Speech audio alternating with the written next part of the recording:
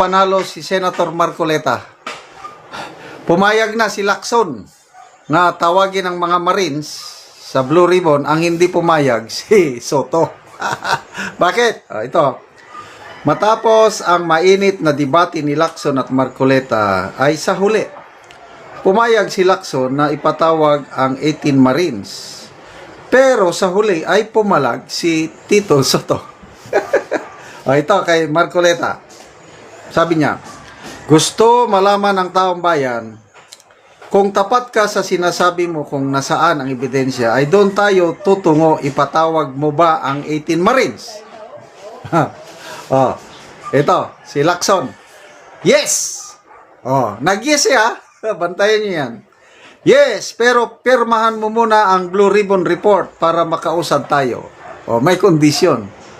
Palagay ko, pipirma si Senator Marcoleta kung ang kapalit ng perma niya is ipatawag yung 18 Marines. Kasi para makross-examine.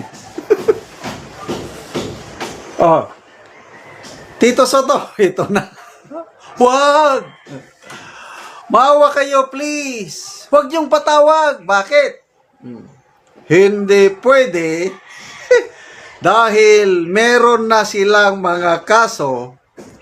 Ang daming nagsampa sa kanila ng kaso, kaya hindi na tayo pwede makialam or magpatawag ng basta-basta sa Blue Ribbon. Wala na. Ay, nako. Anyway, bahala na tayo sa ating mind kung ano ang nangyayari sa kanila. Ang galing talaga ni Senator Marcoleta. Ito yung response niya. Mr. President, di ba dinawit nila pangalan mo? Dapat ikaw mismo manguna na ipatawag sila. Pero bakit po kontra ka pa? Di ba hinahanap natin ang katotohanan? Mapapatunayan po natin sa hearing na malinis ka. Kaya bakit nyo po tinutulan? Pumayag na nga si Senator Lacson Ang galing ni Senator Marcoleta. Bravo! Saludo kay Senator Marcoleta. Talagang... tignan natin 14,000 ang nag-react. 9,500 tumatawa. Sinong tinatawanan? I believe si Soto. 4,400 like. Ito, like kay Marcoleta. 175 love kay Marcoleta. Okay. Comments. Cindy Loper. Tagam. Natagam. Senator Marcoleta, di ako nagsisi. Ikaw ang number 1 ko sa balota. Sige po. Gawin nating Vice President itong si Senator Marcoleta. John Samson, nabanggit kasi pangalan niya. Showing his true color. Alex Buenbiahe, go Marcoleta. Para kang si BP Sara, mag-isa lang din pero walang makatibag basta nasa panig ng katotohanan. Louie Macareg, lakas ni Senator Marcoleta, 2 versus 1. Senate President, isa, walang magawa sa katwiran, halata may tinatago. Rodrigo Cabal, natakot si Soto, alam na this. Vince D, ay, may second level pala na harang. Para lang di maungkat ang talagang totoong nangyari at kung saan. Anyway, I don't know. Mapanood ko rin yung medyo nagkainitan na sa huli. Kainitan na. Ay, suspend. Session suspended kasi nagkainitan na. Malaking sakit ng ulo nila. Tinik sa lalamunan nila itong dalawa. Ang man lang dyan, si Soto man lang at Lacson Yung other members ng majority, wala akong problema doon. Except dito sa dalawa na nagtitimon. Soto and Lacson. Sayang. Sabi nila, magre-retire na sila sa 2031. Maganda yung, lalo na si Senator Lacson, maganda yung nasimulan nila. Tapos, aalis sila na ganito, bahala sila. Matatandaan sila ng taong bayan na ito. Kasi sabi ni Senator Marcoleta, hindi naman ito ordinaryong nakawan. Trilyones ang nawawala.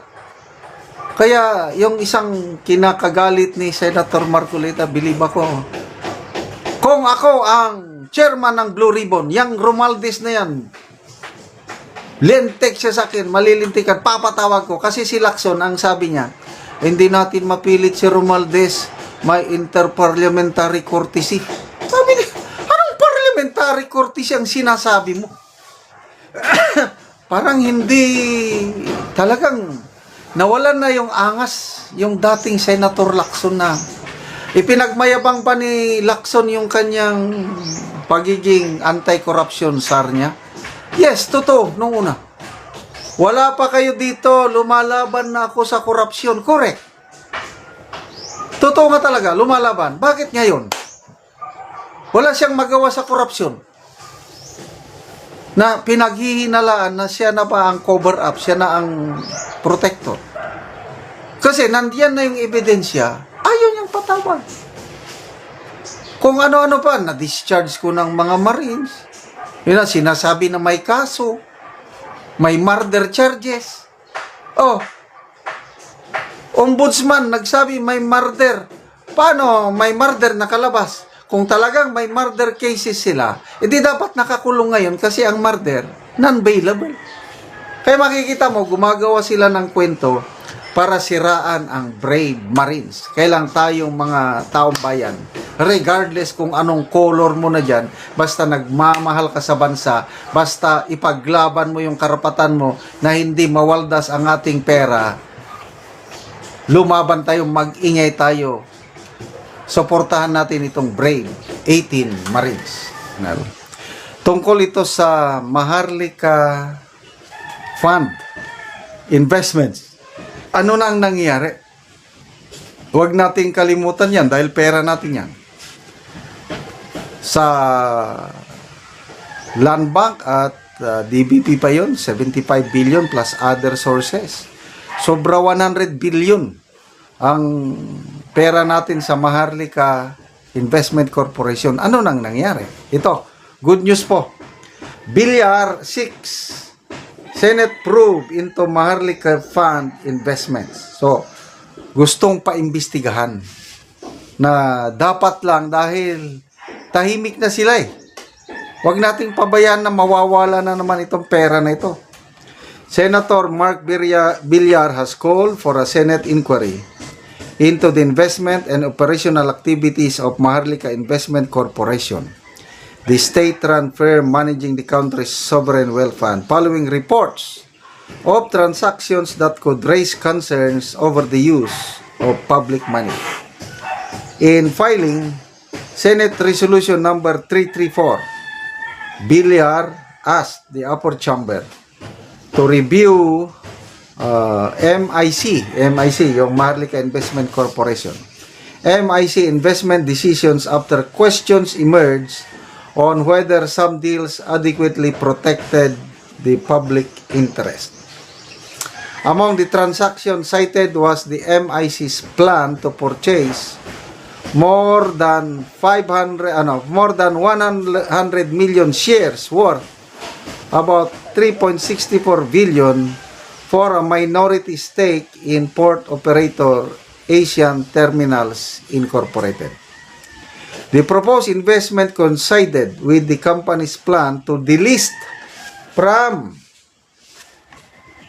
the Philippine Stock Exchange, prompting criticism from some quarters over the structure of the deal.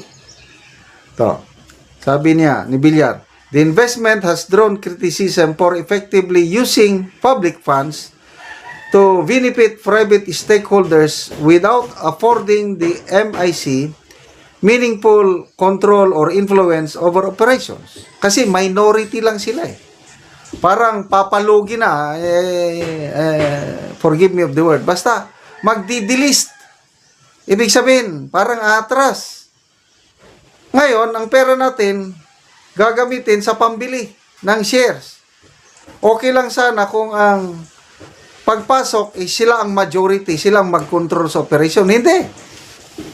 3.64 billion pera natin. Tapos, minority, wala kang magagawa sa operation. Di, useless. Di ba? Dapat, pangalagaan nila yung pera natin. Pataka-taka sila ng invest na baka malugi tayo dyan. The senator said, oversight remained necessary even as the fund managers were given room to implement their investment strategies. Sabi niya, while the MIC must be given certain leeway to execute its investment strategies, the state must not shrink away from its duty to ensure that public funds are being managed to redound to the public benefit in a transparent and efficient manner. The Maharlika Investment Fund Act, which Villar had authored and sponsored, kaya pala, was signed into law to utilize government financial assets for long-term economic development. Under the law, MIC was authorized to manage up to 500 billion. Wow, laki! To billion in capital source from the national government, state-owned firms, and financial institution. Anong klaseng sovereign wealth fund na yan na galing man sa taong bayan? Nagkakaroon lang po sa ibang bansa, nagkakaroon lang ng sovereign wealth fund dahil excess yung resources ng gobyerno yun. Yung mayayaman ba? Ayan, may mga sovereign wealth fund. Kaya lang, kahit yung mga mayayamang bansa na meron silang ganyan, nalulugi pa rin. How much more sa atin? Hindi naman tayong pobreng-pobre, kaya lang nasa baba pa tayo eh. Hindi ko maisip ang dahilan. Ito yung unang proposal ni Martin Romualdez at saka ni Sandro Marcos ba? Silang dalawa na naman eh. And of course, with the blessing of the President, pinagmayabang pa niya na dito daw tayo aangat. Pinagmayabang ba na mayroon ng sovereign wealth fund ng Pilipinas? Galing din sa taong bayan. Tapos ngayon, wala na. Ang alam ko lang na investment nila noon sa mining. Nagpautang sila sa isang Australian firm na magmimina ng mga resources sa ating bansa. Parang ginigisa tayo sa sariling mantika. Bali-balita, si Romualdez, ang kanyang mga negosyo nasa mining. Inamin niya yan eh. Nung unang pumutok ang flood control scandal, sabi niya, wala akong construction. Ang aking negosyo, ang aking interest nasa mining. Bakit yung Maharlika Investment Corporation, ang unang investment niya napunta sa mining? Di ba? Okay, after mining, parang meron ata sa National Grid Corporation, hindi ko na na-monitor. Ito na naman, magbili ng share sa isang port terminal na minority lang na share, wala kang say sa operations. Delikado talaga. So, salamat kay Senator Mark Villar na nag-propose nito. Sana imbestigahan. Kaya lang ito, maliit na concern lang ito kumpara sa flood control scandal. Trilyones na, 1.45 trillion in question for the last 3 years. Tapos ngayon, lumabas ang mga testigo. More or less, 800 billion delivered maleta. Wala lang. Kibit balikat lang. Senator Lacson, lacking in believability. Senator Soto, I will not dignify it. Kasama siya sa listahan. Di ba kung ikaw kasama ka sa listahan, ikaw ang number 1 magpa-imbestiga para malaman, ma-expose na nagsisinungaling yung mga testigo? Hindi. Wala lang. Ganun lang siya. Hindi naman siya mag-file ng kaso. Ano ba yan?